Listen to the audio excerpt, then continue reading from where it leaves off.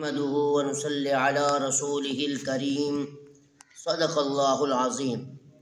میرے عزیز بھائیو، مجمع الزوائد جلد نمبر 1 حدیث نمبر 329 میں حضرت ابو امامہ اشعری رضی اللہ تعالی عنہ فرماتے ہیں کہ جناب رسول اللہ صلی اللہ علیہ وسلم نے ارشاد فرمایا کہ جو شخص خیر کی بات، بھلائی کی بات، اچھی بات، عمدہ بات سننے کے لیے یا سنانے کے لیے مسجد کی طرف جائے تو اس شخص کا ثواب اس حاجی کی طرح ہے جس کا حج کامل ہو۔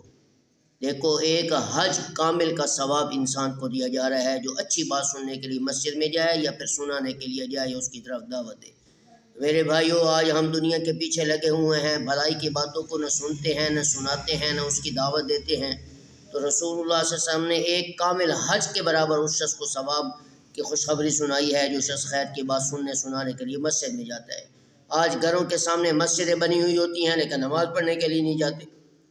تو رسول اللہ صلی اللہ علیہ وسلم کے ہر حکم پر جب ہم عمل کریں گے تو اللہ بھی ہمیں اچھی بات سننے اور سنانے کی دنیا میں توفیق عطا فرمائیں گے۔